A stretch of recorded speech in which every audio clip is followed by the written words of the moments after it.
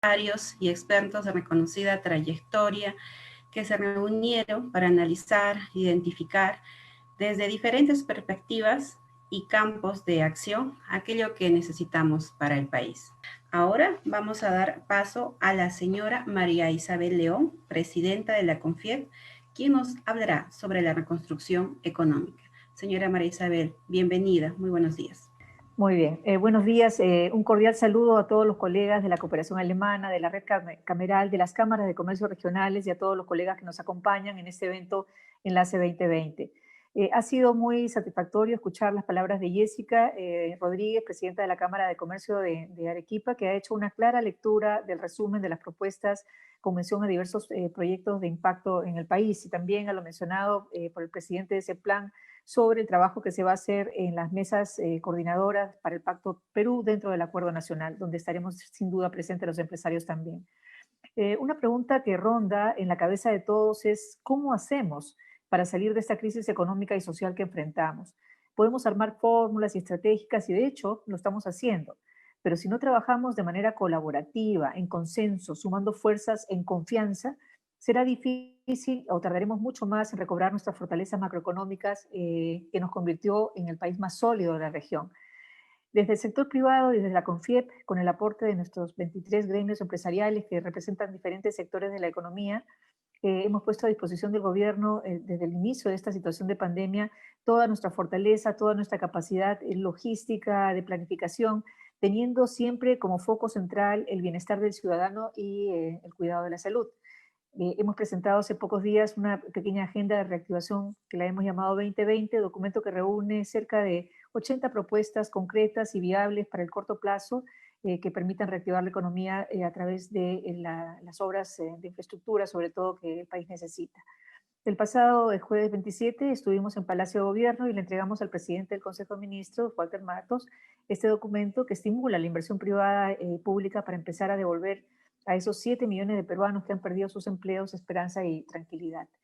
El capítulo laboral, el mercado laboral, es el que abre nuestra agenda de reactivación 2020 y tiene entre sus 9 propuestas la creación de un régimen de contratación que hemos llamado de emergencia, con carácter temporal, flexible para aquellas empresas que comprobadamente han sido afectadas por la crisis. ¿Cuáles son las principales empresas que han sido afectadas por la crisis? Sin duda, las micro y pequeñas empresas, que conforman más del 99% del tejido empresarial de nuestro país. Ellas son las que han sido duramente afectadas por la pandemia, y tanto así que muchas han quebrado y no han podido prender su luz. Es ahora cuando tenemos oportunidad de impulsar su encadenamiento con la gran empresa, de construir alianzas estratégicas y también de impulsar las compras del país hacia ellas.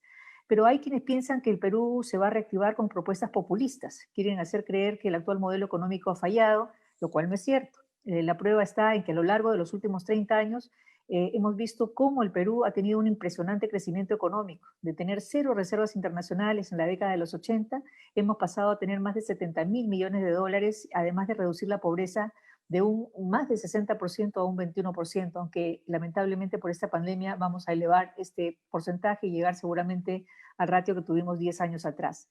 Entonces, es el sector privado el generador de este 80% de la inversión a nivel nacional, y que ha venido cumpliendo ciertamente con su misión, la de crear empleo, la de crear riqueza, la de crear bienestar hacia la población, así como brindar también todos los recursos para que el Estado los pueda redistribuir la riqueza a través de los dineros que los contribuyentes ponen en las arcas públicas. Pero lamentablemente este último eslabón no ha estado funcionando, y es allí donde la cadena se ha tornado frágil, desnudándose en medio de la pandemia nuestras carencias estructurales, sobre todo en los campos, evidentemente, de la salud. Ante las dificultades que día a día vamos viendo, solo hay un espacio para la resiliencia y, como dije al inicio, para la suma de fuerzas y el desarrollo de la confianza mutua en que todos los actores de la sociedad peruana debemos recaer. Tenemos que impulsar la inversión privada, pues solo a través de ella vamos a poder reconstruir las finanzas públicas y recuperar sobre todo la inmensa cantidad de empleos que los peruanos están perdiendo en medio de esta coyuntura. Tenemos que impulsar un shock de inversiones, como los que ha mencionado Jessica, y muchos más, agilizar la licitación y ejecución de 29 proyectos de asociaciones público-privadas que están contenidas en el Plan Nacional de Infraestructura para la Competitividad y cuyas inversiones ascienden a más de 66.000 millones de soles, 10 veces más que el programa Arranca Perú. Las modalidades de asociaciones público-privadas funcionan, y tenemos ahí modelos claros, como por ejemplo los hospitales Barton y Caeli, que dan el servicio a salud, que son un servicio público brindado por un privado con contratos durante 3 años y que tienen un alto índice de satisfacción de sus pacientes. En medio de la crisis también nacen oportunidades y una de ellas es luchar contra la informalidad, que es algo que no hemos podido superar a lo largo de estos 30 años de crecimiento y que ahora lamentablemente va a pasar del 74% de la población ocupada de la PEA.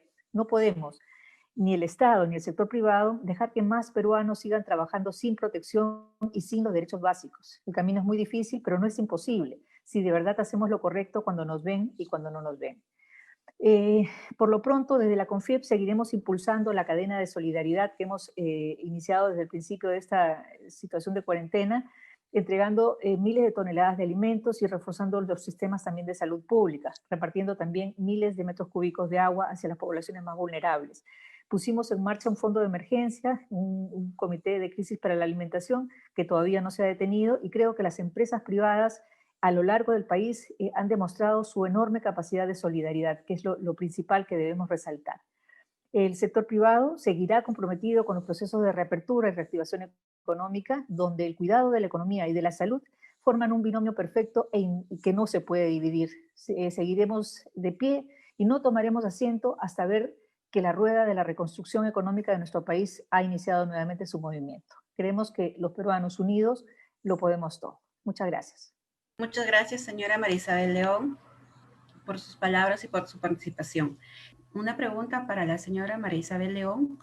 ¿Cuáles son los proyectos estratégicos que deben realizarse sí o sí para reactivar la economía? Los 5 top. Eso pregunta la señora Cristina Luna. Si tuvieran alguna pregunta, los colegas lo pueden hacer a través del chat. Muchas Señora gracias. Marisabel. Sí, voy escuchando. Muchas gracias. En realidad son varios los proyectos que están fijados en el plan de infraestructura, no es uno solo. Hay muchos que han sido priorizados. Principalmente creo que tenemos que enfocarnos en aquellos que puedan generar un gran ingreso para el PBI nacional y que puedan generar puestos de trabajo.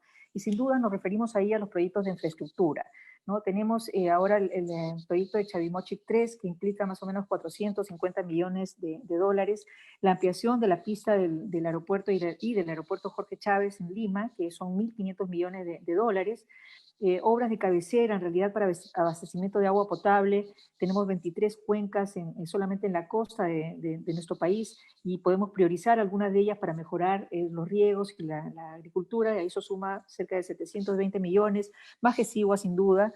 Esperamos que se pueda destrabar ese proyecto que ya tiene mucho tiempo esperando. La línea 2 del Metro de Lima, ahí sumamos más de 3.600 millones de dólares. Anillos viales periféricos también en la ciudad de Lima por 2.000 millones. En fin, hay una serie de obras que podemos ir mirando, inclusive podríamos ir fijándonos en los proyectos mineros. Existen más de 46 que están ya priorizados en el país, muchos de ellos con estudios de impacto ambiental que podrían también ponerse en movimiento para generar sobre todo ingresos que puedan fortalecer también la caja fiscal.